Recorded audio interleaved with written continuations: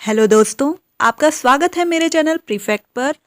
इस वीडियो में हम देखेंगे कि किस तरह से फॉसिल फ्यूल्स के जलने से बारिश का पानी एसिडिक हो जाता है।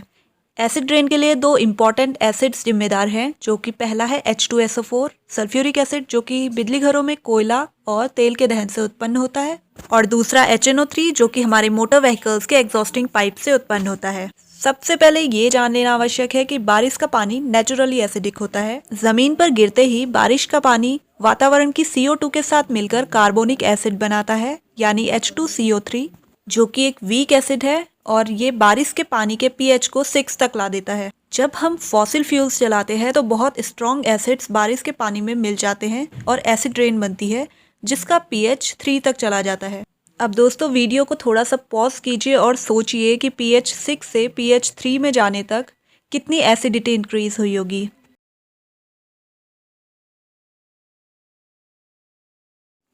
याद रखिए दोस्तों, एक pH के भी डिफरेंस से 10 गुना चेंज आ जाता है अम्लीयता में।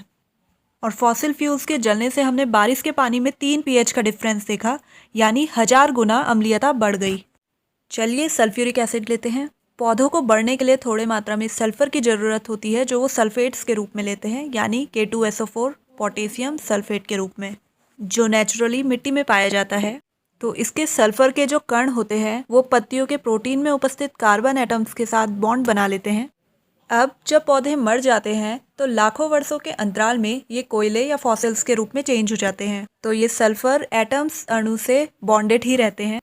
कोयले और तेल में सल्फर की मात्रा लगभग 1 से 4% के बीच होती है। आपको क्या लगता है दोस्तों, इन सल्फर युक्त फॉसिल्स को जलाने पर क्या बनता होगा? सोचिए दोस्तों, जब कोयला जलता है तो सल्फर और कार्बन के एटम्स वायु में उपस्थित ऑक्सीजन के साथ जुड़ जाते हैं और सल्फर डाइऑक्साइड और कार्बन डाइऑक्साइड के रूप में वातावरण में रिलीज हो जाते हैं। सनलाइट की उपस्थिति में एक फोटोकेमिकल रिएक्शन होती है, जिसमें सल्फर डाइऑक्साइड सल्फर ट्राइऑक्साइड बनाने के लिए एक और ऑक्सीजन के साथ रिएक्ट करती है, और ये बारिश के पानी के साथ डिजॉल्व होकर H2SO4 बनाते हैं। अब बात करते हैं HNO3 यानी नाइट्रिक एसिड की। हमारे व्हीकल्स के सिलेंडर में हाई टेम्परेचर की कंडीशंस में वायु में उपस्थित नाइट्रोजन और ऑक्सीजन कुछ मात्रा में रिएक्ट कर सकती हैं। फ्यूल जलाने के लिए जो यूजेबल हवा होती है उसमें पहले से 80% नाइट्रोजन होता है। व्हीकल्स से निकलने वाली गैसेस में कम लेकिन प्रभावी मात्रा में नाइट्रोजन ऑक्साइड्स प्रेजेंट होते हैं। नाइट्रोजन के ये ऑक्साइड्स वायु में उपस्थित ऑक्सीजन के साथ मिलकर NO3 बना लेते हैं और वर्षा के पानी में मिलकर ये HNO3 रिलीज करते हैं। यदि ये बारिश चूने के पत्थर वाली मिट्टी में गिरती है, जो कि एल्कलाइन होता है, तो एसिडिटी को न्यूट्रलाइज किया जा सकता है। चलिए अब डिस्कस करते हैं कि अम्लीय वर्षा जीवों और वनस्पतियों के लिए हानिकारक क्यों है। जीवित चीजें एसिडिक कंडीशंस में बहुत अच्छी तरह ग्रो नहीं कर पाती है। इसको हम इस प्रयोग से समझ सकते हैं। ब्रेड के एक टुकड़े को विनेगर के पानी में रखिए और दूसरा नॉर्मल पानी में, और दोनों को कवर करके कुछ टाइम के लिए छोड़ दीजिए, लगभग 1 वीक के लिए।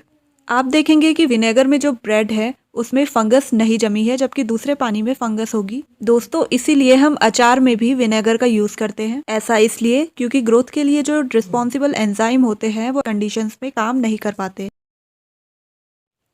अम्लीय वर्षा के दुष्परिणामों की बात करें तो इसके कारण जलीय प्राणियों की मृत्यु, खेतों और पेड़ पौधों की वृद्धि में गिरावट, तांबा, सीसा जैसे घातक तत्वों का पानी में मिल जाना, ये सभी दुष्परिणाम अम्ल पर वर्षा के दुष्परिणाम है।